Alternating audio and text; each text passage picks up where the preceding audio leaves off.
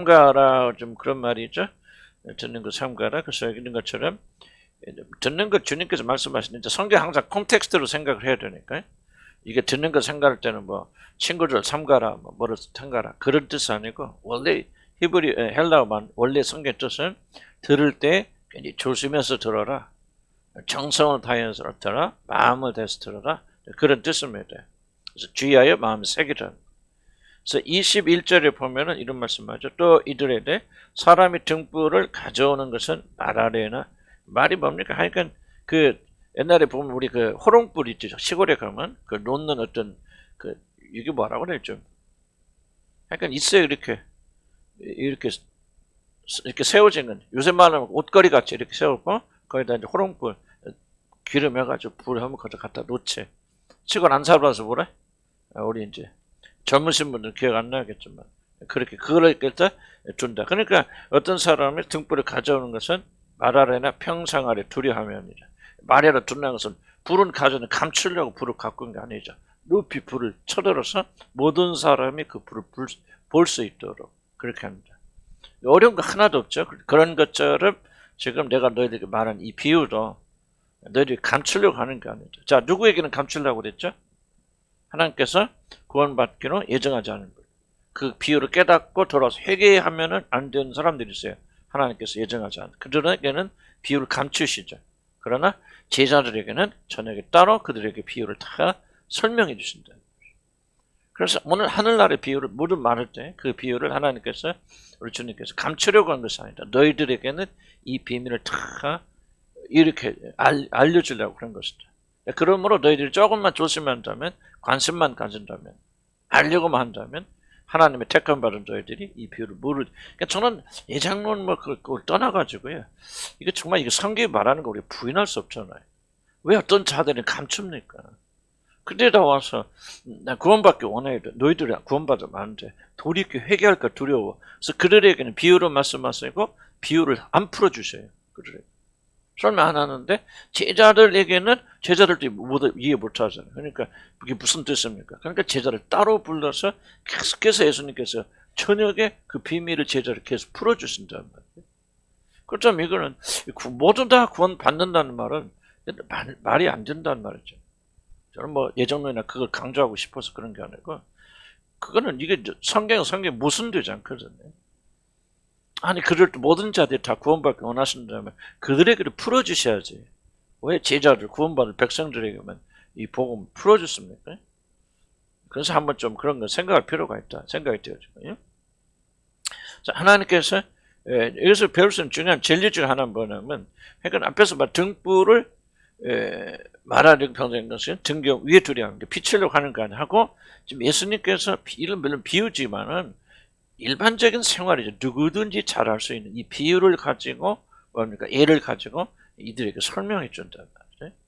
그러니까 이게 정말 이게 굉장히 중요하죠. 그래서 우리 하나님을 이해하는 데서 굉장히 중요한 그 방법 중 하나는 뭐냐면 세상에 있는 일반적인 자연 원리를 가지고 하나님 설명하는 물론 그걸 설명하다 이해하지 못해요. 그래서 특별한 계시가 필요하지만 우리 예수님께서 이 자연에 있는 것들을 보면서 그거를 가지고 하나님을 설명하죠.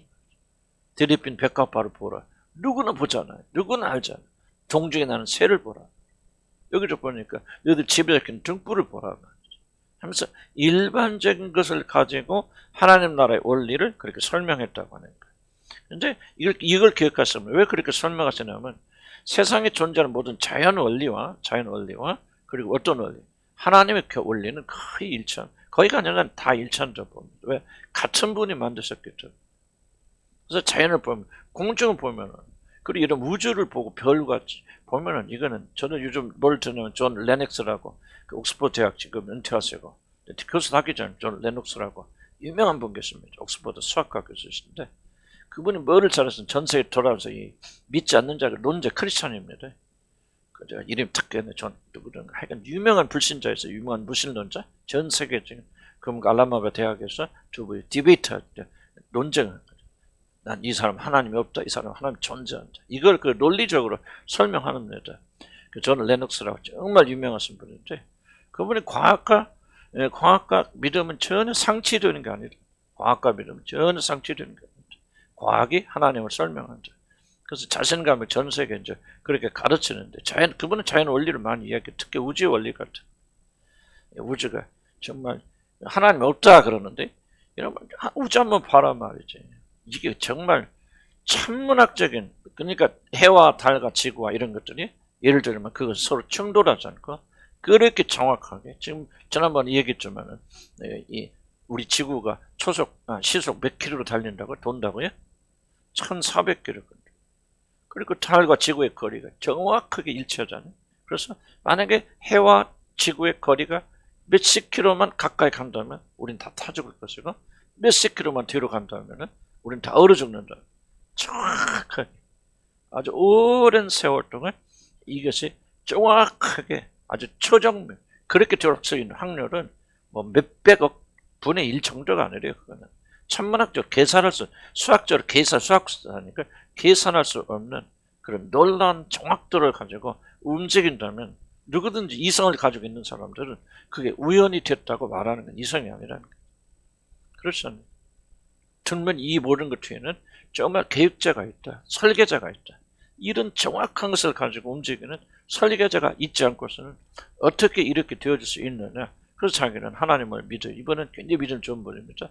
신앙 예수 그리스도 외에는 구원이 없다는 거 선포하고 그건 당당하게 지금 존 레녹스라고 참 그 아일랜드 분인데 정말 그분 명쾌하고 그분 정말 놀라운 분이에요. 제가 하고 있는 것은 일반적인 자연 원리와 하나님의 원리는 어긋나는 겁니다. 그래서 하나님 알 수 있는 이러한 방법 말씀만 있는 것이에요. 말씀을 설명할 때 주님께서 자연 원리를 가지고 그래서 우리 삶에서 일어나는 거나 모든 것을 볼 때마다 이게 하나님이 그래서 로마서에 나오잖아요. 모든 자연 만물의 신성이 충만함을 보이고 알려주셨거나 그들이 뭐하지 못한다? 핑계하지 못. 하나님이 존재하지 않는다. 나는 하나님을 깨닫지 못했다. 핑계하지 못한다. 그래서 그런 자연과 원리를 기억하면서 여러분 하나님 심판대 앞에 난 하나님 안 믿었다. 뭐했다. 핑계할 수 없습니다.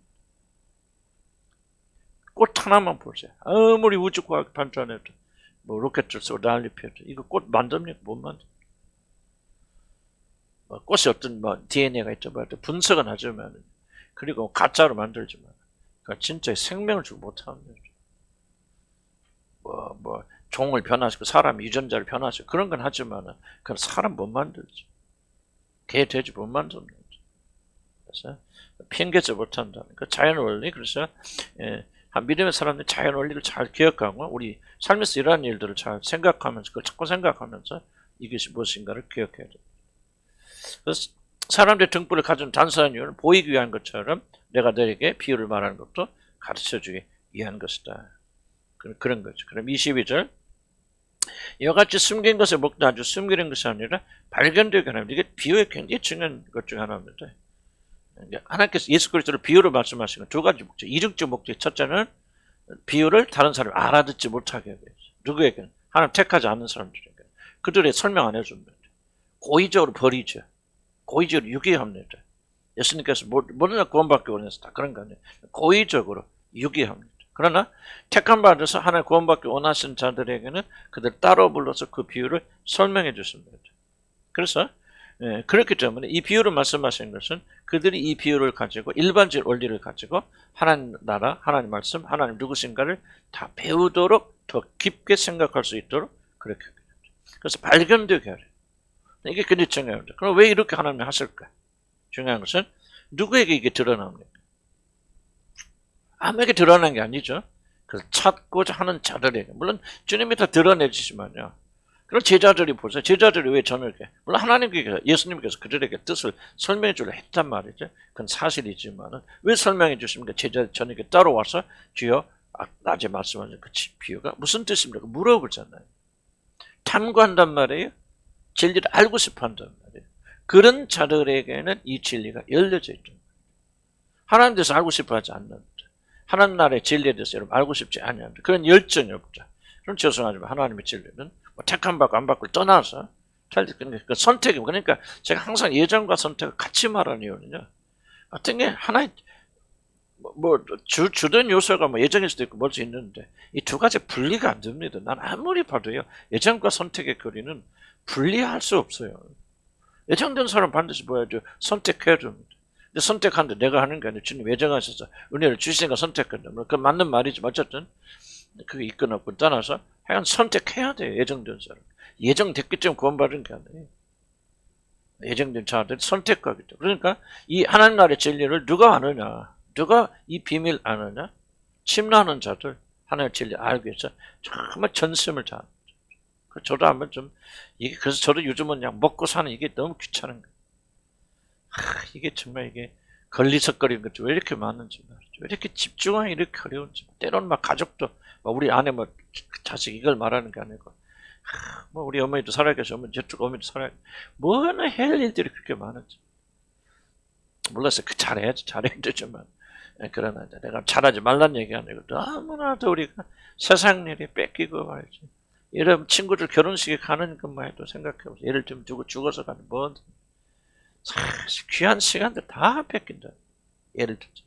그래서 나는 좀 몰랐어요. 뭐 인간 사니까 인간 살이야 그래서 그렇게 할 수 있겠지만은 좀 뭔가 좀 우리가 하나님 나라만을 좀 추구하는 좀 그래서 좀 주님께 많은 기도 좀 단순하게 살고 좀 이렇게 친구들도 안 만나는 게 좋고 나는 그렇게 생각해. 친구 많은 사람 매일 친구 만나야잖아. 친구만 만납니까? 친구 자녀가 장가가 시집가 뭐더 해지 왔다 갔다 해. 그러니까 뭐 자기 하나님과 관계를 가질 자기가 바쁜 교회 프로그램 보세요. 조영교 목사님 제가 그 교회 다녔으니까 우리 조영교 목사님 어쨌든 뭐 정관적으로 내가 판단할 거 아니지만 어쨌든 참 끝이 안 좋게 돌아갔었잖아요. 근데 그분 초창기 때 기도 굉장히 많이 했습니다. 기도의 사람이고요. 근데 어느 날 그러라고 내가 직접 들었어요. 그분 솔직히 나는요 너무 바빠 기도할 시간이 없어요. 조영경 목사 나 공중 대중 앞에 설교했습니다.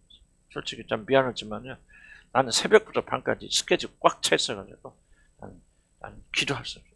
기도할 시간 전혀 없습니다. 아침에 그냥 아니라고 그냥 그게 전부라. 그런 고백을 목회자 모임에서 했는데 어딘가 정확히 기억이 안 나요. 근데 내가 그 말 듣고 저 사람 끝났구나 이제 그런 느낌이 들더라고요. 어쨌든 하여간 정말 이게 중요한 거예요. 아무에게나 하나님의 비밀을 드러나는 거 아니죠. 그러니까 우리 여기 앉았다고 우리가 하나님 믿는 믿음을 가지고 있다고 여기서 만족할 게 아니죠. 정말 하늘나라의 비밀을 알아야 되는데 그 비밀을 알려면은 그래서 뒤에 나오잖아요. 23절 들을 게 있는 자는 들어라. 누구만 듣는다는 얘기예요. 들을 게 있는 자들. 이걸 뭐 들을 수 있는 능력이 있는 자들만 들어라. 그 뜻은 아닌 것 같아. 콘텍스트로 본다면은 들으려고 하는 자들. 이게 귀한 말이야. 이 말씀 들어야 살아. 말씀에 고개하면 이해하는 자들, 하는 자들은 들린다 그 말이지. 그러니까 예정됐다고 다 그 사람들 가만히 있어 들리는 게 아니란 말이지. 예정된 자들 선택해야 돼. 들으려고 해야 돼, 여러분. 발버둥 쳐야 돼. 난 이 두 교리가 얼마나 좋은지 나는 몰라. 나는 모르겠어. 장로교는 뭐라고 하지. 칼빈은 뭐 이거 아니라고 다 몰랐어. 칼빈도 안 중요하고 누구는 아무도 안 중요해. 성령만이 중요하지. 그러니까 예정되었다. 가만히 있어도 여러분들 다 구원받는 자. 그거 아니란 말. 속으면 안 되지. 예정 안 된 자들은 절대 뭐 선택도 못 한다. 난 그건 분명히 동의하지만 예정된 자들이 선택 안 된다. 들으려고 해야 돼. 들을 귀가 있는 자는 들으라고 명령하잖아요. 명령은 뭐예요? 왜 명령합니까? 그 명령은 순종하라는 거죠. 왜 순종하라고 합니까? 불순종하는 자도 있기 때문에 명령하는 거죠. 아무도 불순종하는 자 없다. 그럼 명령하지 않습니다. 그냥 놔두면 하는 거예요. 근데 명령하는 거, 이거 해야 돼 하는 것을 하지 않는 놈들이 있다는 거죠. 그러니까 하나님 나라는 아무나 들어가는 게 아니고 침노하는 자들. 그런데 아무나 침노한 게 아니더라. 예정된 사람들이 그렇게 성령의 능력으로 침노하더라. 그러니까 예정된 사람이 구원받는다 이런 것이지. 예정됐기 때문에 그냥 들어갔는데 말도 안 되는 거죠. 근데 저와 여러분은요. 정말 우리가 하나님 나라의 비밀을 알기 위해서 사실은 좀 또 세상 나가면 잘 안 되잖아. 그죠? 솔직하게. 그러니까 사실은 교회는 자주 모여야 돼. 왜 예수 믿는 사람이 매일 모여야 되느냐? 사실 우리는 교회 안 하고 바깥으로 틀리면 안 됩니다. 그러지만 99%는 틀려요. 그죠? 그래 안 그래? 자기들은 똑같아? 나만 틀린가 봐. 벌써 문 밖에 나가는 순간 긴장 풀어져요. 인간 어쩔 수 없어. 그래서 우리가 자주 모이는 거예요. 그래서 초대교인데 매일 모이는 거예요. 매일 모여서 기도하고 성찬해서 기도하고 주님 오시는 그날까지. 그렇게 하면서 이렇게 신앙을 유지해 나가는 겁니다. 그래서 들으려고 여러분 노력해야 됩니다. 하면 깨달으려고 하나님의 진리가 무엇입니까? 여러분 보세요. 보물을 밭에서 밭을 갈다가 보물을 발견한 사람 어떻게 보물을 발견했겠어요? 어? 열심히 칼내가 발견한 거지. 그 앉아서 놀았으면 발굴했어. 왜 진주장사 좋은 지를 열심히 좋은 지 찾으려 발굴했죠. 돌아다니다 좋은 지를 만나는 거. 이해가세요? 그러니까 우리가 그런 열심히 못하면은 하나님 나라의 비밀을 알지 못한다. 들을 게 있는 자들은 들어라. 그래서 우리는 하나님 나라의 비밀을 알기 위해서. 이게 좀 생소하잖아요. 하나님 나라의 비밀을 안다는 게 무슨 뜻이에요? 그럼 봅시다. 25절 보면은 읽어보세요. 시작. 바랄 것이 없는 자고 있는. 그게 무슨 뜻입니까? 있는 자는 뭐 있는 자. 들으려고 하는 자들 그 말이에요. 애쓰는 자들, 쓰고 하는 자들. 그런 자들 더 받을 것이고 나는 구원받아서 하나님을 찬양하고 가만히 앉아 계신 분들은 있는 것까지 빼앗긴다. 그래서 굉장히 성경은요. 열심을 많이 강조합니다. 열심이 핵심이에요. 은혜가 임하면 열심을 가지고 열심 없으면 하나님 은혜도 안 주셔요. 뭔가 사도 바울도 충성되 여기서 그걸 부르시잖아요. 그러니까 우리는 그렇게 열심을 구해야 됩니다. 그래서 24절 볼까요? 24절에 뭐라고 합니까? 너희가 무엇을 듣는지 이제 중심 구절이네. 너희가 헤아리는 그 헤아림을 너희가 헤아림을 받을 것이요. 자, 이 구절을 좀 우리가 첫째 은빛 생각하면요. 다른 사람 비판 판단에 예수님이 비판 판단하실 때 거기서 똑같은 이런 말 나오거든요. 그러니까 우선 헤아림이라는 말을 다른 사람 비판하고 판단한다. 그렇게 해석하기 쉬운데 저는 이게 항상 성경 말씀 콘텍스트 안에서 해석해야 돼요. 지금 큰 테두리 안에서 예수님 무슨 말씀하고 계십니까? 지금 비유를 깨달으려고 노력하는 자들은 더 많이 받게 될 것이고 25절에 그 말이 있잖아요. 그러니까 지금 깨닫는 거거든요. 그래서 그 헤아림으로 헤아림을 받을 거죠. 여기서 헤아림이란 뭐예요? 그러니까 여기서 막 그 마음가짐이죠. 헤아림. 헤아림은 뭡니까? 그 여러분 그 성경에서 말하는 그 뒷박 있죠. 뒷박에다가 많이 담아줘. 그걸 헤아림이라고 해요. 헤아림. 많이 주면 그 헤아림으로 하나님께서도 성부도 너에게 그렇게 후히 주시리라. 인색한 사람 하나님 안 주세요. 참 우리는 이 원리를 잘 이해하지 못하는데 우리가 돈의 경제적인 어려움을 겪고 있는 1번의 원인은 뭐냐? 사실 인색해서. 사람들이 뭐 해도 안 되는 사람도 있어요. 있는 돈도 잃어버리고 뭐 그 외에 그나마 탐심. 이거 내가만 가지려고 합니다. 근데 어떤 사람들은요. 그렇게 너무 잘 되는. 원래 예수 안 믿는 사람 빼놓고요. 그냥 해도 뭐 다 버릇하고. 왜 그럴까? 한마디 관찰해 보면 주는데 등한 사람들. 지속적으로 주는 사람. 여기 그 말이에요. 헤아림을 더해. 그러니까 있는 자는 더할 것이고 없는 자는 있다고 생각할 까지 빼앗기리라. 여기서 헤아림은 뭐냐면 말씀에 대한 헤아림이죠. 진리에 대한 헤아림. 이 말씀이 중요한 말씀이에요. 이 말씀을 꼭 내가 알아야 돼. 깨달아야 돼. 뭐 해야 돼. 그걸 그 말씀대로 실천하는 그 헤아림으로 하나님도 여러분이 되돌려 주십니다. 그래서 우리 진리가 넘치게 되어집니다. 하여간 제가 40몇 년 목회하면서요. 제자들 삶을 포해서 하여간 예수 안 믿는 사람이 이게 통역 안 됩니다. 예수 안 믿는 사람 하나님 그냥 놔두십니다. 예수 안 믿는 사람 엉터리지도 잘 돼. 근데 진짜 하나님의 백성들은요. 하나님 진리의 말씀이 꼭 그대로. 여러분들 한번 생각해 보세요. 경제적으로 오래 쪼달리신 분들은 주기를 잘하시는. 물론 우리가 또 관리도 잘해야 되고 함부로 쓰면 안 되고 그런 것도 있겠죠. 그렇지만 그런 가운데 구제를 잘하시면 하나님께서 풍성히 주십니다. 돈만 막 헌금만 하면 주신다. 그 말에 그건 미신적인 거고. 하여간 여러 가지 복잡한 것이 있지만 그 헤아림으로 헤아림을 받게 되어져요. 그러니까 말씀에 대한 여러분 헤아림 무엇입니까? 이 말씀이 정말 생명의 말씀이죠. 이 말씀 먹어야 산다. 이 비유를 내가 이해하면 된다. 그 열정도 있잖아요. 그 헤아림으로 하나님께서 더 받게 되죠. 그런 열정 더 많이 가진 사람들을 많이 받을 것이요. 나는 알아. 나는 이미 풍성해. 나는 배불러. 영적으로 그렇게 말하죠. 그러신 분들은 있는 것까지 빼앗기게 되죠. 나는 우리 교회도 보면 똑같다 생각이 되죠. 일찍 목마른 사람들이 있어요. 더 알고 싶어. 하나님 더 알고 싶고. 정말 목마른 사람들. 행동까지 그런 분들은 하나님께서 더 많이 주세요. 그런데 그만 참 죄송합니다만 나는 다 알아. 뭐 뭐 그래서 그런 거지. 다 배고프지 않지. 그러니까 하나님께 안 매달리지. 난 배부르다 그렇게 생각했으니까. 그런 분들은 점점 영적으로 빈약해져. 그래서 만족하지 마시고, 만족하지 마시고, 여러분들이 옆에 친구 보지 마시고요. 옆에서 그 열심히 없는 사람 잘 사귀지 마세요. 이 친구가 굉장히 중요합니다. 여러분 누구를 만나고 누구를 사귀는 열심히 주님 사모하는 사람 같이 어울리시고 사모하세요. 그냥 하나라도 더 알고 싶고 하나라도 더 먹고 싶고 하나라도 더 받고 싶고 그럼 보면 그 사람들 믿음이 막 쭉쭉 자라. 이거예요 지금 그 말은.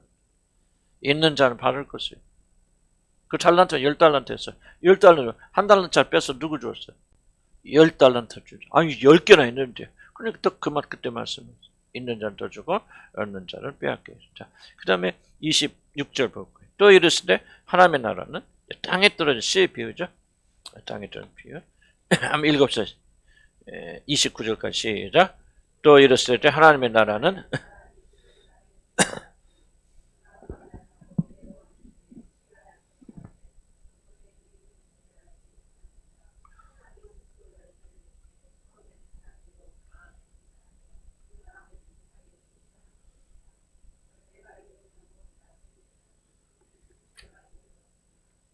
아멘.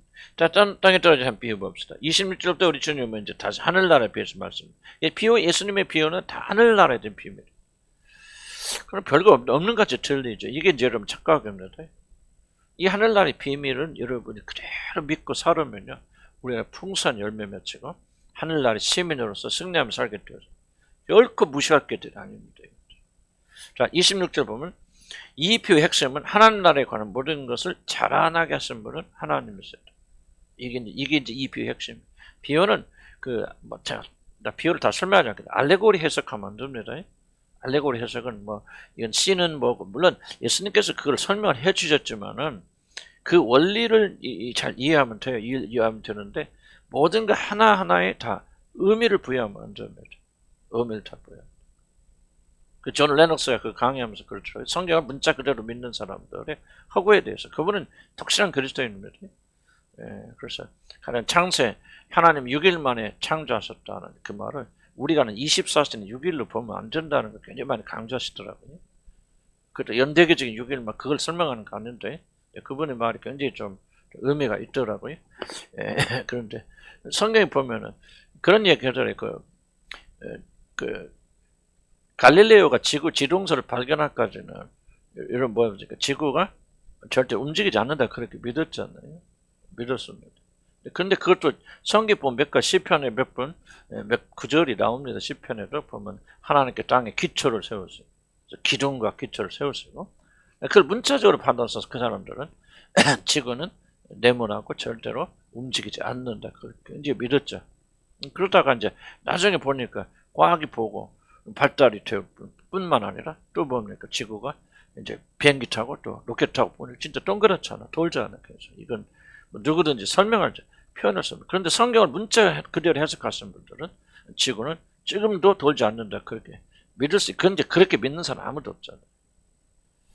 그래서 이제 우리도 이제 문자를 그대로 우리가 그렇게 해석하는 거는 나도 조금은 문제가 있다 그 생각이 들어요. 비유도 마찬가지로 우리가 먼저 글자 하나에 의미를 주는 것은 비유를 이해하는데 오히려 방해가 됩니다. 비유는 전체적인 그림이고 자 이걸 다 설명할 수 없어요. 그래서 비유를 이해하려면 그 비유에서 말 핵심이 하나가 무언가를 딱 잡아야 돼요. 그래서 여기서 말하는 비유의 핵심이 뭐냐면 모든 것을 하나님이 잘하게 하십니다. 이 비유를 이걸 말하기 위해서 이제 비유를 말씀드려요. 왜 비유입니까? 하나님 모든 걸 다 책임지신다. 그거 쉽죠. 그러나 그걸 이해하고 받아들이려면 우리 삶에서 일어난 일들을 가지고 그렇게 설명해 주는 거예요. 그런 우리 안에 믿음이 일어나죠. 믿음이 일어나면서 이제 모든 것을 하나님 믿고 나가게 되었습니다. 자, 26절에 보면 하나님의 나라는 씨를 뿌린 것 같다 그랬습니다. 즉 뿌려진 씨가 자라나는 원리가 바로 하나님 나라의 중요한 비밀 중에 하나라는 그런 겁니다. 씨가 자연을 관찰, 씨가 어떻게 자라나나 이걸 보면 거기 하나님 성품이 달려있죠. 그래서 우리가 하나님의 나라에 대한 원리를 깨달을 수 있다. 그러므로 우리들이 하나님의 나라에 들어가려면 그리고 그 원리에 따라 살려면 주님이 말씀하시는 이 씨가 자란 특성을 잘 이해해야 됩니다. 어떻게 그 나라에 들어갈까? 물론 예수는 믿어서 그렇지만 어떻게 그 나라에 들어갈 수 있고 어떻게 살 수 있을까? 하는 것을 이 비유들이 가르쳐 줍니다. 자, 27절에 보면은 농부는 씨를 뿌려놓고 밤낮 잔다. 자고 깨고 자고 그랬다 그랬죠? 26절에 그랬나? 27절에 그가 밤낮 자고 깨는 중에 맨날 잠만 잤는데 농부는 그 말 하고 있는 거 아니에요. 아니, 농부 나가서 뭐 물도 줬겠고 뭐 했겠죠. 거름도 주고 그랬겠죠. 아니, 그런데 여기서 지금 비유가 강조하는 것은 뭐냐면은 바로 이제 자고 깨고 하는 중에 씨가 나한테 자랐다. 무슨 뜻이겠어요? 농부가 한 일이 있다는 거 없다는 거지. 맨날 잠만 자고 깨고 했는데 오늘 보니까 씨가 자라 있어요. 무슨 말이 갑니까? 농부가 한 일이 있다는 거 없다. 이게 바로 하나님의 중요한 원리를. 그 사도 바울도 말하죠. 내가 심었고 아볼로가 물을 줬으나 자라나게 하시는 누구시다? 하나님이시다. 그렇게. 이게 하나님 나라 원리를 그가 안단 말이죠. 아, 그렇군요. 그러면 우리들이 하나님 나라 들어가려면 그리고 원리에 따라 살려면은 주님이 말씀하신 이 씨가 참 특성이에요. 27절. 성이 의미하지 않는 지나친 의미를 부여할 때 성경 이상한 책이 되고 맙니다. 성경 절대적 권위를 가진 책인데요. 우리가 그런 식으로 권위를 주장할 필요 없어요. 성경이 권위를 주장합니다. 그래서 우리가 여기 이상한 의미, 잤다는 것은, 농부가 무슨 영적으로 졸았다는 뜻이다. 이건 영적인 의미로 뭐, 낙심하고 절망한 것을 말하는데, 그런 식으로 그렇게 해석하면 안 된다. 그렇게 해석할 수 있는 부분들이 있죠. 그러나, 이 비유는 그렇게 되어질 때, 비유의 목적은 사라져버립니다. 한낱 자고겠죠. 뭐요? 그러니까, 근데 씨가 자랐어. 그러니까 농부가 한 일이 있어요, 없어요? 아무것도 없어요. 그러니까, 씨가 자라게 하는 데 있어서 농부가 한 일이 무엇입니까? 아무것도 하는 거. 이게 비유의 핵심이에요. 저절로 자랐거나 절로 자라 하나님께서 자라게 하신 것을 농부의 노력에 따라서 씨가 자란 것을 아닙니다. 자, 1번 볼까요? 밤낮 자고 일어나는 일만 하였을 뿐인데 이 말은 농부가 아무것도 하지 않았단 말 아니야. 아까 물도 주고 씨도 뿌렸을 것이고 뿌려진 씨는 스스로 자랍니다. 그 당시 팔레스타인은 물이 풍성하지 않았기 때문에 사실은 농부가 가서 물 줄 수도 없어. 심어놓고 기다리면 이제 비가 오면 이른 비, 늦은 비. 이게 내리면 이제 싹이 나고 그렇게 추수 때 비가 오면 또 열매가 맺습니다. 이것은 농부는 씨를 뿌려진 씨가 자라는 것이 아무것도 관여할 수 없다. 이게 키예요. 이게 핵심입니다. 아무것도 잘할 수 없다. 물론 농부는 씨를 뿌리고 물을 주지만 실제로 씨가 자라는 과정에 전혀 관여할 수가 없습니다. 그거 할 수 있는 일은 자고 일어나 그냥 시간이 흐르길 기다리는 겁니다. 마찬가지로 하나님 나라에 관한 모든 것은 전적으로 하나님께 맡기고 기다리는 것 외에는 달리 할 것이 없다. 성경은 이것을 강조합니다. 우리가 아무리 노력해도 하나님이 자라나게 하지 아무것도 없다. 아까도 말했는데 그를 심는 자나 물 주는 일은 뭐야? 아무것도 아니로 돼. 이게 중요하죠. 고린도전서 3장 7절에 말하죠. 심는 이나 물 주는 일은 아무것도 아니로 돼. 오직 자라나게 하시는 하나님 뿐이죠. 자, 중요한 주목해보죠. 이게 특히 이제 목회자에게 굉장히 어떤 경고의 말씀이기도 하고 또 위로의 말씀이기도 하고 그러겠죠. 이제 내가 지금 알아주면요. 내가 여러분 자라나게 하는 거야. 나는 절대적 목회. 내가 뭐 설교를 하건 가르치고 막 하지만요. 내가 가르치고 인도해서 이런 잘하는 거야. 설교 잘하고 설교 가르친다고 해서 잘 잘하는 거죠. 내가 수고했다. 수고했다고 없어요. 밤낮을 했다. 그게 잘 안 해요. 하나님께 잘하는 거죠. 하나님 상징. 그래서 어느 날 보면 나는 이 비유를 내가 왜 감탄스럽게 보냐면요. 나도 여러 번 보면서요. 어느 날 보면 저 사람도 변해있어. 어느 날 보면 성장해있어. 내가 저 인간 어째서 그러나. 왜 이렇게 안 변하지? 맞아. 진짜 이러고 있었는데 어느 날 보니까 시간이 가니까 어느 날 보니까 변화돼서 누가 한 거예요? 하나님 하세요. 이게 좀 하늘나라에 굉장히 중요한 비밀입니다. 하나님만 자라게 하셔요. 근데 인간은 뭐냐? 마치 자기가 자라나게 하셔요. 그래서 내가 지난번에 난 그 사람 비난하기 그 사람 자체는 문제가 없을지 몰라요. 어떤 굉장히 유명한 분 계세요. 목사님. 지금 요즘 막 대히트 치고 있는 분. 의사 있는 분인데 의사 하다가 독신해요. 가서 막 가난한 자들 고아들 꺼지들 합숙하면서 막 글을 빨리하면서 학교 보내면서 놀라운 분이에요. 나는 좀 그런 분 근처로 가고 나는 진짜 그런 분 존경합니다. 그 사람 비난하는 게 아니에요. 그런 게 아닌데 그 사람 그 뭐 설교하면 댓글 쭉 달려 댓글부터 쭉 달려 완전히 그 사람 하나님 계속 나는 하나도 하나님 찬송하는 찬양도 있을 걸. 나는 그런 걸 처음 봐. 그런 댓글들은 없어요. 참 완전히 그 사람이 영웅이고 그 사람이 하나님이고 그 사람이. 나는 그분이 그러리라고 난 절대 생각하지 않아요. 그럴 뿐 아니라고 믿는데 뭔가 좀 잘못되어 있다. 하나님의 원리가 아니라면. 하나님의 원리가 아니라. 왜 성경 말하잖아요. 잘하게 하시면 하나님이 지금 그러죠. 농부는 뭐밖에 안 했어요. 자국 깨고 어떤 면에서 죄송하죠. 표현이 그런지. 내가 가서 내가 오늘 여러분에게 무슨 믿음이 좋아가지고 성령 충만해서 한 게 아니고. 저도 굉장히 어려운 상황인데 아침에 주야 내가 울며라도 씨를 뿌리러 갑니다. 근데 왜 그런 믿음을 가져 나올까? 말했잖아요. 잘하게 하시는 일은 하나님이시란 말이죠. 그러니까 내가 뭐를 쓰고 했어요? 제가 한 게 뭐가 있어요? 눈금만 치도 여러분은 목사를 존경하면 안 돼요. 사랑할 수는 있겠죠. 사랑할 수 있지만 목사를 마치 목사님이 수고해서 그런 말 하면 큰일 납니다. 하나님 나라의 원리에 절대적으로 어긋나는 거예요. 우리 감사를 할 수 있게 마음으로 이제 목사님 만나고 또 목사님께 이렇게 조망 주셔서 감사하면서 좋다면 그러나 마음속 중심에서 만약 여러분들이 하나님에게 드리는 존경과 찬송보다 여러분의 영향을 준 목사나 지도자들에 대한 그런 것이 더 강하다면 나는 그건 이미 우상숭배고 그건 음란이다 생각합니다. 이게 1번이에요. 1번. 누가 여러분 잘하게 하셨어요? 하나님이 잘하게 하셨어요. 여기 서 있는 목사는 뭐 있어요? 어? 자고 깨고 맨날 잠만 잤잖아. 나는 이게 우리 찬사니까 우리도 여러분들 가져야 됩니다. 존경하지 마세요. 나는 존경받을 인간이 아니에요. 누구도 사람을 높이면 그게 어쩌는 게 아닙니다. 이게 하나님 나라의 큰 원리를 어긋나게. 엄청나게 큰 원리죠. 하나님. 그러니까 성경 말 고린도에 주는세요. 그런데 심는 이나 물주는 이는 뭐라고 했어? 아무것도 아니로대. 아니 위대한 그 세도도 나는 아무것도 아니로 그렇게 말하잖아. 그리고 자기를 고백해 죄인 중에 괴수라고 그렇게 말하면서 사람 앞에서 하나님 괴수 낮추잖아요. 왜? 그가 영광 받으면 안 돼. 사도 바울은 상 받을 게 없어. 그는 죽어. 그러니까 하나님께서 사람들 앞에서 사단의 가시를 주셔서 간질이 됐건 뭐가 됐건 안질이 됐건 쓰러지고 넘어져. 어떻게 저런 사람이 사도였던 저런 능력. 그러니까 사도 바울이 뭐가 잘나서 그런 게 아니야. 하나님께서 사도 바울을 통해서 말씀하신 것이죠. 하고 모든 영광 하나님께 돌린다. 자, 목회자들은 어리숙해야 돼요. 조금 자기 단점들, 문제들 많이 드러내서 도무지 존경받을 수 있는 사람. 그냥 그런 면에서 나는 참 감사해요. 내가 생각해 나를 존경하는 사람 이상한 사람.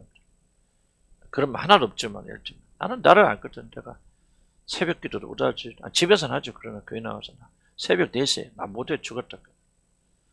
기본도 내가 안 되는 사람. 혹시라도 은혜를 받았다면 나를 통해서란 말도 그것도 하나님께서 그것도 옳지 않은 얘기. 그러니까 나는요 이 원리가 엄청 중요한 건데 이걸 목사들이 안 지킬 때 목사들이 죽어요. 목사들이 처음부터 그런 거 겸손했던 목사들도 영광받기 시작하고 높아지기 시작하고 그렇게 되어지면요 장사 없어요. 다 쓰러집니다. 그래서 여기 이제 선교단체 같은 교회가 됐든 그 교회에서 여러분 교회 이제 처음 선택한다든지 또 그냥 들어갈 때 선교단체 장이 존경받는데 가지 마세요. 좋은 점도 있겠지만 그분 훌륭하셔서 그런데 과도하게 높이는데 들어가면 큰일 나요. 과도하게 높이는데 명성교회 문제 다른 거 아니에요. 명성교회는 김사만 목사가 우상이자 나는 장인장만 거기 권사님들이었고 그래서 난 잘 관심 있게 봤거든. 우리 교리 좀 그렇고 하여간 다 그런 건데 내가 볼 때 가장 큰 문제는 김사만 목사 하나님 잘했어. 순목교 문제 보면 조영기 목사 하나님 잘한 거예요. 그 성경 뭐라고 합니까? 잘 안 하겠지만 하나님. 농부는 뭐밖에 없어. 자고 깨고. 근데 어느 날 가면 잘했죠. 아멘. 두 번째 여러분 기억할 거죠. 믿음 가지라. 나는 왜 이렇게 안 잘하지? 물론 그런 거룩한 낙심 필요합니다. 그래 왜 더 기도하고 노력하겠지? 그렇죠. 결코 여러분들은 낙심하지 마요. 잘 안 하게 하시는 일은 하나님이시다. 여러분 나는 여러분 여기 만약에 여러분들이 이렇게 내가 좀 믿음이 성장했어요. 좀 좋은 사람이 되어졌습니다. 그랬을 때 어떻게 이렇게 성장했습니까? 라고 말했을 때 여러분들이 그 답변을 만약 어떤 이유를 1, 2, 3, 4 된다면 여러분 이 비유에 크게 걸려들어요. 그래 내가 좀 그래도 은혜 받으려고 내가 처음 새벽기도를 시작했고 40일 작전기도를 했어요. 내가 성경 쓰기를 했어요. 성경 읽기를 했어요. 그러다 보니까 믿음이 자랐네요. 라고 말한 다음에 여러분 하늘나라의 원리를 전혀 모르시는 분들이 그럼 정답이 뭔데? 전혀 모르겠는데요. 자고 깨고 잠만 파잔 것밖에 없는데 어떻게 보니까 내가 이렇게 믿음이 이렇게 자랐네요. 여러분 이게 꼭 말은 표현은 그렇지만 이게 이렇게 말하는 게 올바른 정신이에요. 성경에 말하는 성경적 정신. 내가 그래도 구원 확신을 가지고 이 정도까지 자랐는데 노력을 많이 했지 힘들었었지. 여러분은 진짜 완전 하나님의 원리 하나님에서 거꾸로 처박힌 사람들. 진짜 하나님 나라 아는 사람은 그렇게 말 못하죠. 나는 하나님의 원리고 누가 가르쳐주고 그렇습니까? 내 안에 성령께서 나는 절대로 꿈에도 나는 내가 여러분 전 어쨌든 제가 목회해서 여러분 교회 오셔서 구원 학생을 가진 분들이 우리 교회는 대부분 아니 그러죠? 나는 하나님 앞에서 단 한 번도 내가 노력해서 나 때문에 여러분 구원 학생을 가졌다? 나는 그런 두려운 마음을 어떻게 가집니까? 난 다른 건 잘 모르겠어. 다른 건 엉터리 고는데 나는 그런 거 진짜 두려워가. 두렵잖아요, 여러분. 아니 하나님 팔을 영광 내가 겸허하게 어떻게 뺏어가? 그거 사실도 아닌데 어떻게 거짓말합니까? 나는 오늘 좀 어저께도 나 같은 것이 어떻게 목사여서 이런 우리 교인들. 나는 이렇게 기도 제목을 했더니 우리 교인들 불쌍하잖아요. 농담이야 진짜. 옛날에는 내가 어떻게 이런 거 애들 만나가지고 애들한테 그랬다. 고생합니까? 내가 무슨 줄. 근데 좀 내가 은혜 받고 나니까 주님 참 이게 우리 교인들 너무 안 돼서 좀 목사님 보내주세요. 빨리 보내주세요. 그렇게 기도하고 있어요. 내가 올바른 길을 가고 있는 하여간 이거 중요합니다. 엄청나게 중요합니다. 이게 쉽게 여기면 안 돼요. 이해하기 쉽다 그냥 넘어가면 안 돼요. 이렇게 되기가 쉽습니까 여러분? 나도 계속 깨지고 앞으로 더 깨져야 돼요. 더 부숴야 돼요. 내 마음속에 숨겨있는 그 조그만 교만들이 다 없을 때까지 얼마나 하나님께 나를 좀 때리시고 혼내시고 정말 이게 중요한 부분. 누가 여러분 차를 타라겠는데? 그러니까 낙심하지 마세요. 그래서 잠만 잘 차. 에? 집에 와서 잠 자고 깨고 그런 게 아니겠죠. 물도 주고 노력도 하죠. 그러나 중요한 게 이겁니다. 그런 것이 우리를 변화시키는 게 아니다는 거죠. 하나님의 은혜가 사랑이 하나님의 능력이 우리 변화시켜 줍니다. 그런 거 하지 말라는 거 아니에요. 합니다. 그러나 절대로 그런 것들이 우리 변화의 근거가 아니다는 거죠. 그래서 우리는 사단의 역사는 조급하잖아요. 기다려야 돼요. 자고 깨고 왜 이걸 반복합니까? 시간이 가야 된다 그 말이지. 한 번만 자면 안 돼. 자고 깨고 기다려야 돼. 인내해야 된다. 조급하지 마. 그래서 정말 저도 그렇고 우리 모든 그리스도인들이 그럴 텐데 조급한 마음이 많이 주술의 문을 열어놓습니다. 조급한 마음 가지고 있습니다. 빨리 지금 문제 해결하라고. 그러니까 저도 문제 부딪혔을 때 왜 그렇게 힘드냐면 빨리 그냥 당장 이걸 문제를 해결하는데 안 보인단 말이에요. 빨리 일 끝내고 다른 거 하려고 그러는데 하나의 방법은 그런 게 아닌가. 조금 하다 보면 뭐가 오냐 주술이 오죠.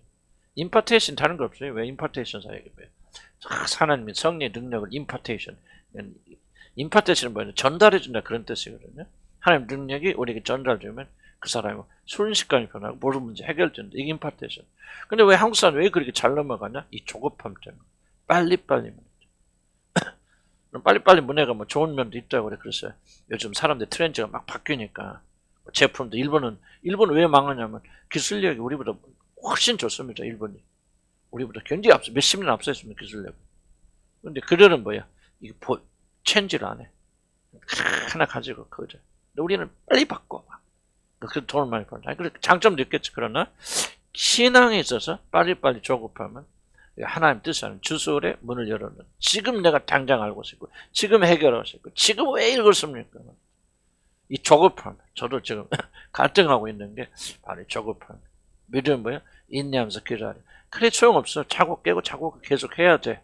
시간이 가야 돼. 아니 심어놓고 매일 가서 열매 구하는 사람이 누가 있대.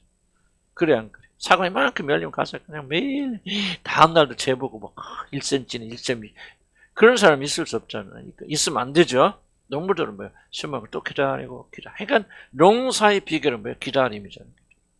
그래서 아까 자연 원리가 하나님의 나라의 원리를 설명해 줍니다. 그대로. 그래서 우리가 기다려야 된다. 그러나 하나님이 잘하게 하시기 때문에 이름처럼 그렇게 나니까 나는 여러분에 대한 조급함이 많이 사라져요. 그렇다 하나님께 해주실 것이다. 근데 보니까 어느 날 보니까 탁 자라있고 열매 맺혀 있다. 얼마나 아름다운지 모릅니다. 구원의 완성도 많은 시간이 필요합니다. 물론 노력하지 말라는 건 두렵고 떨릴 만큼 그걸 이루어 나가야 되죠. 그러나 우리가 그것을 모든 걸 이루어진 것은 하나님이다. 그래서 3번 봅시다. 씨를 심은 사람은 씨가 어떻게 자라는지 도무지 알 수 없어요. 나도 여러분 보면서 어떻게 여러분의 믿음이 들어가고 자라는지 도무지 알 길이 없어요. 하나님이 하셨다는 말밖에는 할 길이 없다. 이게 바로 믿음의 비밀이고 믿음의 신기입니다. 자, 그래서 우리가 중요한 교훈 하나인데 4페이지 보면은 아무도 알 수 없기 때문에 아무도 아는 것 같이 말해서는 안 됩니다. 여기가 굉장히 중요한 원리입니다. 특별히 다른 사람의 구원에 대해서 함부로 말하지 마시기 바랍니다. 그래서 나는 이렇게 말하죠. 저는 구원 안 받았다. 말 못합니다. 어떤 이런 말 할 수 있죠. 저 사람이 구원을 받았다고 하는 증거를 보기가 어렵다. 나는 이렇게는 말할 수 있죠. 확고하게. 그렇다고 해서 그 순간도 내가 그 사람이 구원 받았는지 안 받았는지 나는 모릅니다. 왜 씨를 잘하는 거, 씨가 잘하는 것을 보여요, 안 보여요? 안 배웁니다. 한번 우리는 소망을 가지고 하나님이 역사하시면은 언젠가는 열매를 하여 주실 것이다. 그분이 역사하시면 될 것이라는 그런 소망을 가지고 나는 부족하잖아요. 왜 내가 이 부족한 사람이 그래도 붙어 있습니까? 내가 잘하게 한다면 나는 벌써 나갔어요. 그런데 내가 잘하게 하는 게 아니잖아요. 하나님 잘하게 하시기 때문에 극한 사람을 보고도 소망을 잃지 않죠. 내가 하는 게 아니라 하나님이 하시면은 변화시킬 수 있어. 그리고 또 그 안에서 지금 변화되고 있는지 모르잖아. 땅 속에 씨가 지금 썩어서 오고 있는 거 뭐 어떻게 안 보이잖아. 잘하지만은 이게 안 보이잖아. 그렇지만은 하나님이 열매 맺게 하시면 될 거야라고 믿음이 있잖아요. 그래서 그런 믿음을 가지고 나도 여러분과 관계 속에서 그러니까 많이 잘하는 것 같아. 제가 의심하고 믿지 못할 때보다는 믿지 못해야 되는 그런 면에서 제가 굉장히 많은 돌파가 되어졌는데 그게 다 어디서 오냐? 하나님의 진리의 말씀을 아는 데서 옵니다. 조급함 사단이 가져다 무기입니다. 그래서 해방되어야 되고 하나님 나라의 잘하는 원리를 잘 이해하셔서 인내하셔야 되고 아무리 사실은요 막 저 사람은 진짜 안 될 것 같아 하는 사람들이 은혜 받고 그런 사람 많아요. 정말 불가능해. 근데 하나님 짜면은 설명이 없어요. 하나님 하셨다고 하고 라고 그렇게 말하는 것 외에는 설명할 방법이 없습니다. 하나님 하십니다. 그러니까 하나님이 살아있고 하나님과 관계 있는 한은 소망이 있잖아요. 아멘? 여러분 남편도 구원받을 수 있을까 없을까?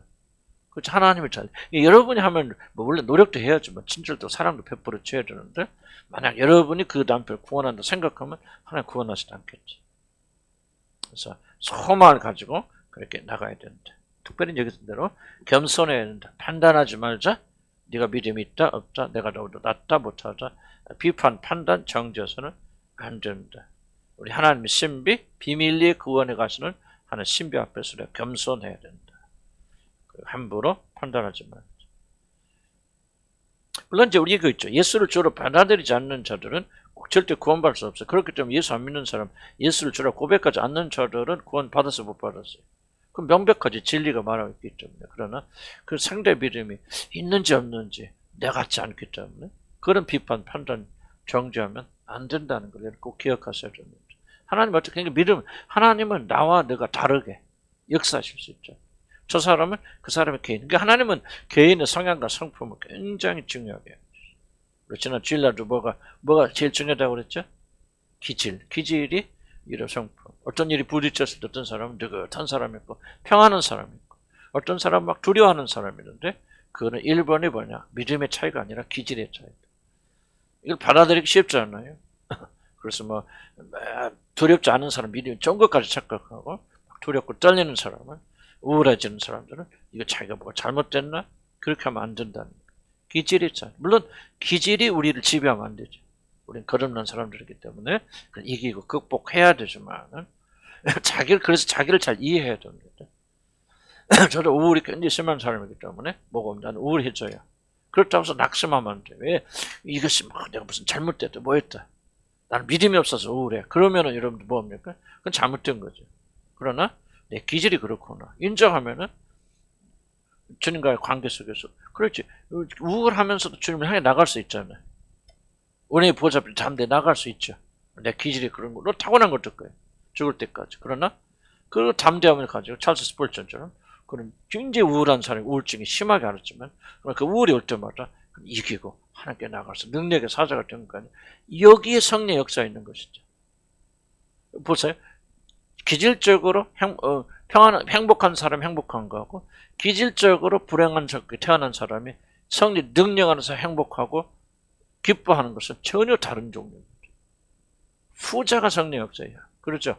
그러니까 기질을 우리가 이해해서 자기를 정죄하지 말고 그러나 우리들이 믿음으로 그렇죠. 기질이 그렇다 해서 우리가 매일 우울하면 됩니까? 안 돼요. 지금 패배하는 거죠. 그러나 기질이 그렇죠. 올 때라도 기질을 이해하시고 그리고 여러분들 믿음 안에서 승리하게 나간다. 그래서 우리가 구원에 관한 부분도 기질에 따라서 많이 다릅니다. 외향적인 사람은 자기가 구원받던 사실을 쉽게 일적으로 간증하겠죠. 누구나 볼 때 저 사람 구원받았어. 그런데 믿음 때문에 그런 것인지 기질 때문에 그런 것인지는 다시 한번 생각해야 돼요. 어떤 사람은 내성적이고 그런 사람은 좀 은혜를 받았어도 주님을 사모해도 표현 잘 안 합니다. 한번 그런 사람 뭐죠? 행동으로 이렇게 하죠. 이해가죠? 어떤 사람은 사랑합니다 그런 사람 있잖아요. 그 표현을 하지만 별로 안 해. 그러나 어떤 사람은 사랑 안 합니다. 사랑합니다 표현을 안 하지만 행동으로 자기 사랑을 표현하는 사람이 있죠. 이게 바로 기질 차이예요. 누가 좋은 기질, 나쁜 기질 없어요. 똑같은 기질이고 구원에 대한 부분도 저도 많이 과거에는 그런 범죄했겠지만은 요즘도 굉장히 조심하는 부분은 구원은 함부로 그렇게 말하는 것이 아니다. 그 다음에 4번 부분이요. 우리 주님은 씨가 자라서 열매를 맺는 과정을 자세히 열거하십니다. 처음엔 싹이 나고 그 이삭이 나고 열매가 나옵니다. 여러분 이거 간단히 여기 만듭니다. 왜 이렇게 주님 말씀하셨을까요? 성경 기록하고 있을까요? 자 보세요. 아무리 하나님의 역사라고 하더라도 결코 구원을 이루는 데서 그 진행되는 과정이 생략되거나 단축되지 않습니다. 거듭남이 있고요. 그 다음에 회심의 과정이 있고 그가 예수를 주로 고백하는 과정이 있고 양자로 받고 양자형을 받고 성화를 받고 성화는 물론 처음부터 시작되지만 이런 특히 구원의 교리라는 것들이 결코 생략되지 않습니다. 구원하면 싹이 나고 이삭이 나고 열매 맺는다. 전부 순서를 말하죠. 순서를. 그러니까 우리가 아무리 바쁘죠. 아무리 하나님 역사하시는 걸 할지라도 하나님께서 그 사람을 거듭나게 하지 않고 구원하신다. 그런 일이 일어나지 않습니다. 회심하지 않고 어렵다고 칭함받는다. 불가능하지. 마음으로 믿고 입으로 시인했기 때문에 하나님께서 그를 어렵다고 칭하시고 양자가 되었으므로 하나님께서 양자 영을 보내주셔서 아바 아버지라 부르짖게 하시는 거죠. 이게 안 되면 안 됩니다. 그래서 구원은 결정적인 순서들이 있어요. 물론 우리가 구원받을 때 그걸 다 인식합니까? 인식하지 못할 때가 더 많겠지만은 하나님께서 그 과정을 절대로 생략하시는 게 아니죠. 아무리 하나님 사랑하셔도 예수 그리스도를 통하지 않고 우리를 구원하신 길이 있습니까? 없죠. 많은 사람들이 꿈에서 예수를 봤단 말이에요. 그래서 예수님 내가 너를 사랑한다. 그것이 구원의 증거라고 말하는데 그럴 수 없습니다. 그 꿈이 우리를 복음으로 이끌어줄 하나의 계기는 될 수 있지. 또 발판은 될 수 있지만은 그런 꿈을 꾸었기 때문에 이런 환상 중에 주님 오셔서 내가 너를 사랑한다. 그렇게 이런 껴안아줬기 때문에 구원받은 거 아니에요. 구원은 명확해요. 성경 몇 권에 있기 때문에. 얼마나 많은 사람들이 요즘 그렇게 생각하는지 몰라요. 나는 과거에 순복교회 다닐 때 어떻게 생각했습니까? 예수님 나의 구주고 어렵다는 지식은 어릴 때 들을 수 있겠지만 난 방언을 했기 때문에 나는 구원받은 줄 알았어요. 그리고 어느 날 죄를 짓고 하나님께 떠나갔는데도 샬라샬라니까 방언이 되더라고. 아이고 내가 구원받았구나. 그러니까 어리석게 생각할 때도 있었는데 그런 것이 구원이 아니라는 거죠. 구원은 정확하게 싹이 나고 열매가 이런 과정 농사의 과정을 뒤집을 수도 없고 바꿀 수도 없어요. 순서가. 이삭부터 먼저 맺히고 싹이 나지 않아요. 싹이 나고 뿌리가 내리고 싹이 나고 그리고 가지가 내고 이 자연은요 정확하게 그 질서를 지킵니다. 인류 역사는 창조 이후에 자연의 역사를 여긴 것입니다. 태양이 보세요. 태양이 지구가 돌잖아요. 정확한 속도로. 모르지 몇 억 년을 지금 돌고 있는지. 무궁무진하게. 지구 역사가 뭐 6천년 짧다고 말하는 뭘 짧을 수도 있고 길 수도 있죠. 그러나 길다고 없어요. 뭐 고고학자들이 발견하는 것처럼 적어도 몇백억 년 절대 없어요. 몇백억 년 동안 지구가 뭐 정확하게 0.017 오차도 없어요. 어떻게 그렇게 정확하게 돕니까? 그 뒤에 이 모든을 계획하시고 뭘 그래서 히브리서에 만물을 그가 붙드시고 그리스도께서 만물을 붙드시잖아요. 이 모든 원리대로 돌아가도록 누가 창조주 하나님께서 그걸 만드시고 그걸 붙드시잖아요. 그리고 우리의 죄를 구속하시고 우리의 죄를 정결케 하시고 하는 일을 마치시고 하늘에 오르셨는지. 정말 이게 그러니까 이 창조주 하나님 우리 주 예수 그리스도가 이 모든 것에 뒤에 있단 말이죠. 다치고 계시단 말이죠. 아멘. 아멘. 그 구원의 역사를 우리가 무시하면 안 된다. 화장실 가야 됩니까? 급하시면 갔다 오시고요. 자, 겨자씨 표 봅니다. 겨자씨 표는 안 읽을게 다 알죠? 겨자씨 심으면 나중에는 뭐고? 여기서 말하는 핵심 딱 하나입니다. 뭐죠? 겨자씨에서 새각기 뜨는 큰 나무가 되어져 있는 뭐예요? 영어로 맞으면 wonderful, wonder, 놀람, 경이에요. 하나님 나라 그렇다는 거죠. 간단히 거기만 설명할게요. 하나님 나라는 뭐냐? 극적인 변화란 말이에요. 겨자씨에서 깃드는 나무. 이것이 하나님 나라의 원대. 이것이 바로 구원의 요소입니다. 여러분의 이 요소가 없다면 구원받지 못합니다. 극적인 변화. 이전 것은 지나갔으니 보라 새 것이 되었더라. 아브라함이 되죠. 야곱이 뭐가 됩니까? 이스라엘이 돼. 이게 구원의 역사입니다. 극적인 역사죠. 극적인 역사. 봅시다. 조금 읽어볼까요? 31절. 겨자씨는 땅의 모든 씨보다 작은 것을. 이 비유의 핵심은 뿌려지는 모든 씨간의 가장 작은 씨가 나중에 어떻게 변화가 대조. 이거 하나만 봐야 됩니다. 비유는 두 개 보면 안 됩니다. 이 대조의 이 비유의 핵심이죠. 서프라이즈예요. 서프라이즈. 충격적인 서프라이즈. 어떻게 이 사람이 이렇게 하나님 나라는 이와 같이 놀란 나라입니다. 1번에 무엇에 놀랍니까? 바로 변화에 놀랍니다. 가장 작은 씨가 나중에는 큰 가지들이 생겨서 그 가지근에 새들이 완전합니다. 바로 이 대조. 극히 작은 것에서 큰 건이 되어지는 얼마나 훌륭한 사람인지 그게 아니고 아주 극적인 사람이 되어지는 놀란 변화의 비유가. 물론 여기서 주의할 부분은 우리가 이런 큰 극적인 변화가 왔다고 해서 우리 성질과 기질이 바꾸는 거 아니죠. 전혀 그대로 나온 말씀 우리 거듭날 때 많이 배웠죠. 거듭나면 그 사람 기질이 바뀌고 체질이 바뀌고 성품이 바뀌는 게 아니다. 베드로는 여전히 구원받은 베드로 나오는 말씀. 베드로의 기질 그대로 있습니다. 디모데우스 디모데가 이제 뭐합니까? 소극적이죠. 디모데는 티미디티 뭐라고 설명할까 좀 그 있잖아요. 그죠. 숫기가 없고 뭡니까? 소심한 사람 디모데입니다. 그럼 디모데가 성령 충만한 사람이었어 아니었어요? 저는 충만한 사람이었죠. 훌륭한 목회자였어요. 그런데 그의 그 소심함이 있어요 없어요? 그대로 있잖아요. 그래서 사도 바울이 디모데에서 편지 보내면서 하나님 내게 주신 것은 두려운 영이 아니요 담대한 사랑과 감대한 영이라고 그렇게 자꾸 격려하고 훈계하잖아요. 왜? 성령 받아도 구원받아 그렇게 순결하고 깨끗해도 디모데가 가지고 태어난 그 소심하고 소극적이고 그리고 무서워하고 두려워하는 영 그런 가지고 있죠. 그러니까 바울이 계속해서 바울은 어쨌든 처음부터 그냥 강력한 앞장서는 리더 스타일이잖아요. 그렇게 죽을 때까지 그렇게 사는 거고 그렇게 근본적인 기질은 변하지 않지만 이 기질을 가지고 무엇을 하냐면 자기 영광을 구하고 세상을 하나님 대적하고 자기 영광을 살던 그 사람이 이제 온전 그러니까 차는 똑같은 차지만은 강도가 모르면 뭐야? 강도 차고 착한 사람이면 의사가 모르면 칼은 똑같은 칼이면 강도가 들 무슨 칼이에요?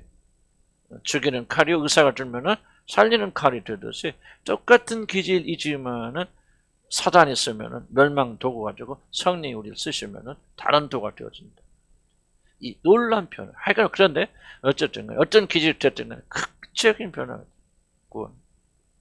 극적인 변화가 이게 바로 겨자씨에서 큰 나무. 두 번째, 하나님 나라 즉 하나님 나라 들어오는 이들에게 이런 극적인 변화가 있다는 것. 이전 것을 지나갔으니 보라 새가 보라 내가 새 하늘과 새 땅을 창조하리니. 이거 꼭 뭐 하늘만 말하는 게 아니라 여러분도 새 하늘과 새 땅이 창조된 사람들은 이전 것을 기억되거나 마음에 생각나지 아니할 것이다. 급하고 그런 소극적이고 우울한 기질이 있지만은 전에같이 전하고 전혀 다른 그런 사람으로 쓰임받게 되었습니다. 하나님 나라에 들어온 자들은 가장 중요한 특성은 바로 이와 같은 극적인 변화입니다. 사울이 바울이 된 사건, 내가 이전에 유대교에 있을 때 행한 일 너희가 들었거냐. 하나님의 교회를 심히 박해하고 멸하였죠. 하나님의 교회를 심히 박해 멸하던 그 친구가 성령을 받아서 거듭나게 되어지고 성령을 받으니까 완전히 변화되어서 바울이 그 급하고 과격하고 어떤 의미에서 그런 상황은 그대로 있지만 그 모든 것을 뭐야? 교회를 진멸하기 위해서 쓰는 것이 아니라 하나님께 영광을 돌리기 위한 수단으로 쓰여진다는 말이죠. 아멘. 이게 바로 바울에게 일어난 극적인 변화고 모든 그리스도인에게 일어난 거예요. 그래서 이제 하늘나라의 특징, 하나님 잘하시면 어떻게 잘하시나? 약간의 변화가 아니에요. 많은 분들이 구원을 착각하는 것은 나는 교회 다니다 보니까 성품이 좀 좋아졌어요. 거짓말 안 합니다. 성질이 좀 많이 죽어졌습니다. 어떤 그런 행위나 어떤 성품의 약간의 변화를 가지고 자기가 구원받다고 생각하냐? 아니죠. 그런 변화가 아니에요. 획기적인 변화죠. 획기적인 변화가 되어져서 그 사람이 하나님을 만나지 않았더라면 될 수 없는 그런 변화가 여러분한테 일어나야 됩니다. 나는 뭐 여러분 일어나는 잘 모르겠어요.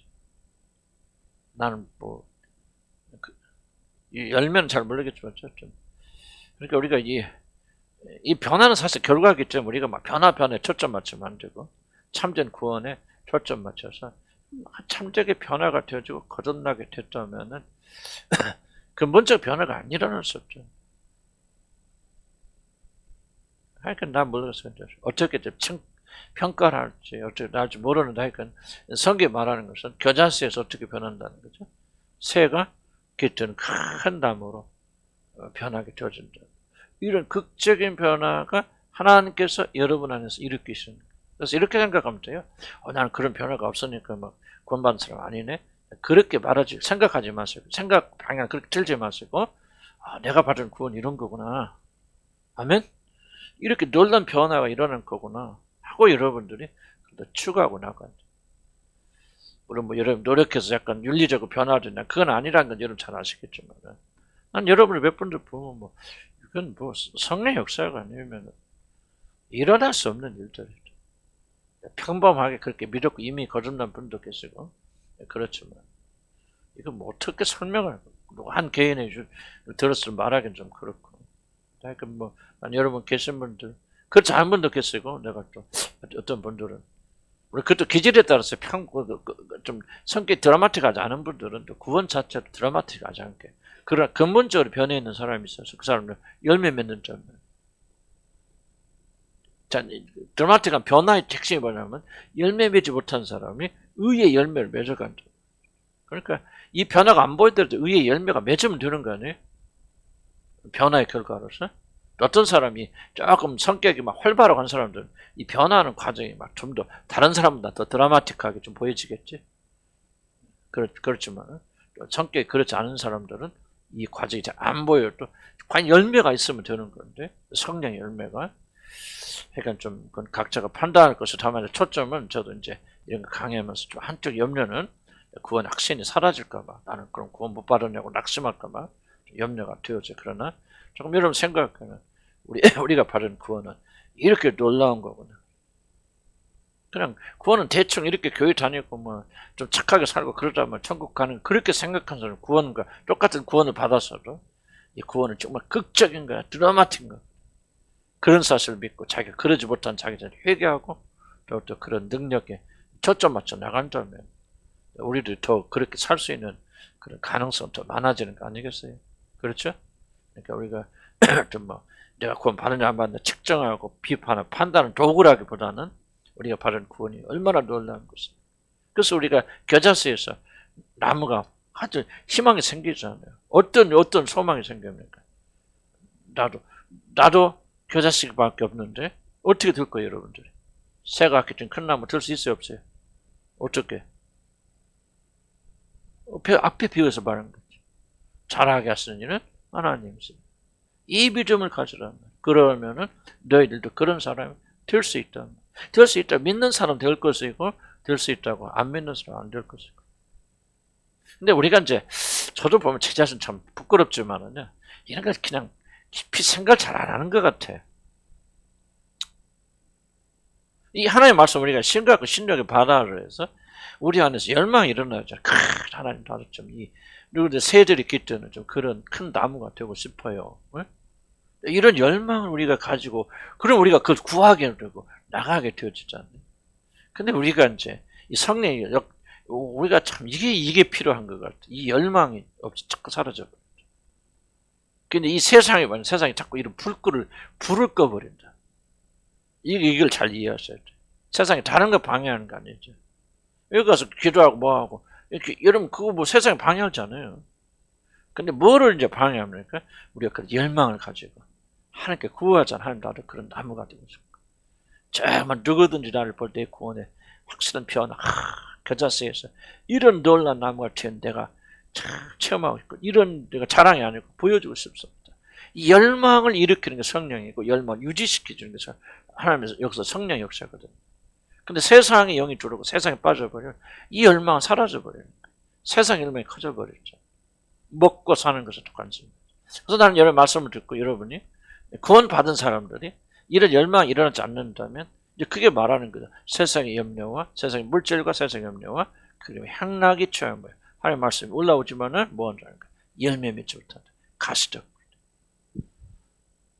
구원 받은 사람들을 심각하게 생각해. 그래서 우리는 구해야 돼. 성령이 충만하면요. 뭐냐면 이게 막 갑자기 어떻게 되는 것이 아니고 이런 열정과 열망이 생기면서 그렇게 하지 못한 자기 자신은 비탄이 일어나. 난 어째서 이렇게 열매 맺었다. 왜 이렇게 살아야 되는가? 왜 하나님께 충성하고 헌신하지 못하는가? 숨이 막히죠. 오히려. 이런 걸 위해서는 다 내려먹고 다 버려버리죠. 이러고 싶으면 순간적이라지만 그런 생각들이 뭐냐? 하나님께 성령께 주신 열망들이다. 이 열망이 유지가 돼야 돼. 그래서 우리가 기도하는 이유가 이거예요. 성경에 기록된 이 열망들이 유지가 돼야 됩니다. 아멘.